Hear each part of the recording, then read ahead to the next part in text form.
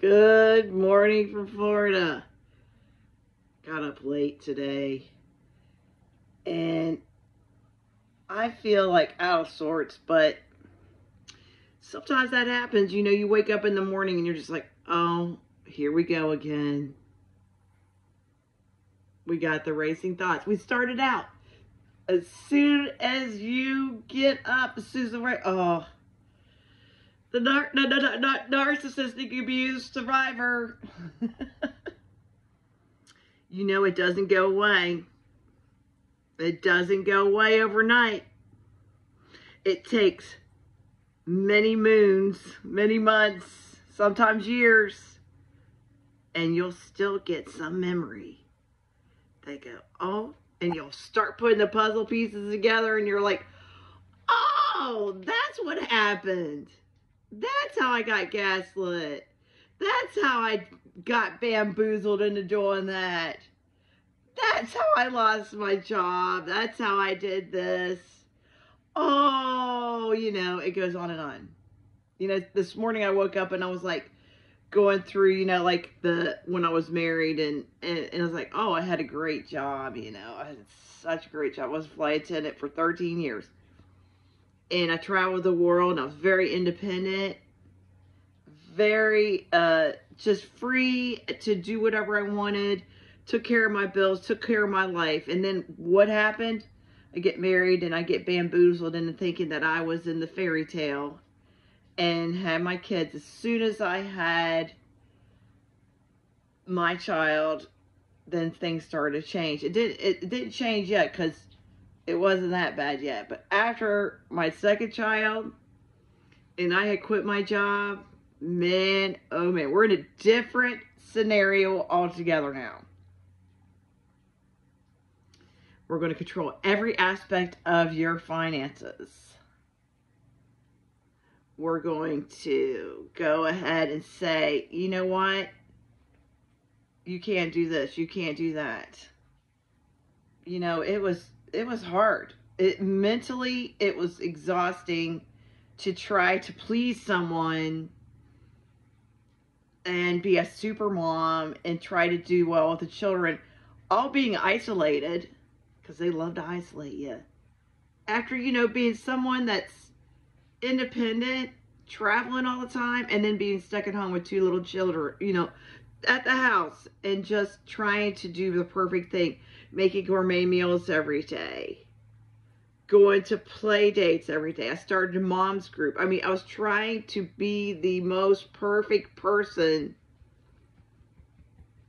for my children, for my spouse. It's just like trying to be this person that I could never be. You know, like it's unrealistic because no one can do that. It doesn't matter how perfect you are, how well you're cooking and cleaning and doing all these things and taking care of your children. It does not matter when you have a narcissistic personality disorder kind of spouse. Does not matter, because you will just be at home, beat down, beat down, beat down. Nothing will be good enough. It doesn't matter what you do. You can cook the rich cuisine or whatever you're doing. Italian cuisine is perfect. Watching Martha Stewart and doing all those things. It'll never ever be enough. You'll never clean enough. You'll never do anything enough. You know, it's just, you'll never look good enough. You know, if you have kids and you gain weight, you'll never look good enough. And, you know, I look back on those times, because I've been out for a long time, many years, and still to this day, things will trigger me. You know, I don't want to do certain things. I became a total slob and wouldn't clean that much because I was constantly being berated about how the house looked and how, you know, about cleaning. So went the opposite direction, just became a total slob, which was totally bad. You know, trying to get out of that, get organized again and do all my shit again. But it was like a rebellion inside my brain, like, F this. I'm not going to clean anymore. I was a slave for years in this house, you know. It's like you hurt your own self. Nobody's going to tell me what to do anymore, you know. It's like even after you decide that you're going to do everything what you want, then you go the opposite direction. You get to it's total extremes. If you've been financially controlled for many years, then you go, oh, I'm going to spend this money and just do some crazy stuff. I'm going to go on a trip or something. You know, you go extreme, the opposite, and it ends up hurting you in the end financially, you know. But you're so beat down. It's so like, oh, can I have $50 for gas? I don't have enough gas in the car for the kids. You know, so you go the opposite and you do whatever you want and buy whatever you want. And in the end, it messes up your finances that way too, because you spend too much money. So remember that, you know, don't make that mistake. And it's easy to do because when you finally get out of a financially controlled, abusive situation, you want to do that because you haven't done things in so long. When you're with the narcissist, they'll get whatever they want, you know, they'll do whatever they want. Oh, I'm going to get that, you know. But if you buy anything, you're criticized, and why did you do that? You're treated like a, not like a spouse, but like a teenager, you know, like, can I do this today? Do you mind if we get this? Can I buy this? You know, you don't want to be that person.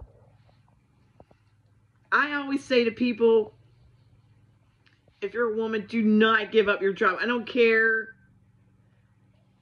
what someone says. I mean, I know that people, I really wanted to stay at home, be this person, and, you know, garden and can and be the homester and all that stuff and be that kind of person.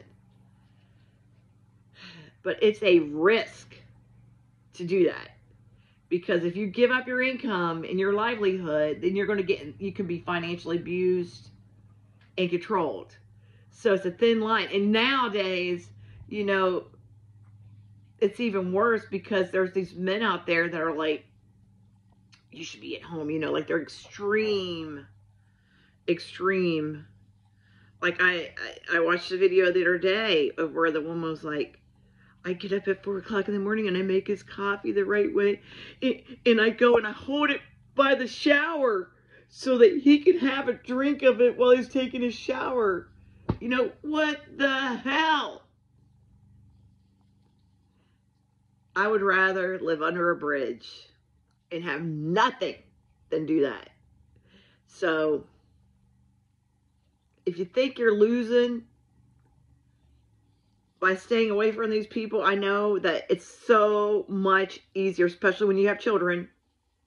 When you have little children, it's so much easier to be in a 2-income household or in a household with someone that's providing while you stay at home. It just makes life so easy. You don't want other people to raise your children. You want to raise your children. But that comes with so much risk of getting abused. I'm not talking just like physical abuse. You know, I never had that. But the financial abuse, the emotional abuse, the verbal abuse is unreal what these people can do to you. You can do way more damage with words and gaslighting and controlling methods of living in the total, as I say, narc fuckery. It will destroy you. It will destroy your mind.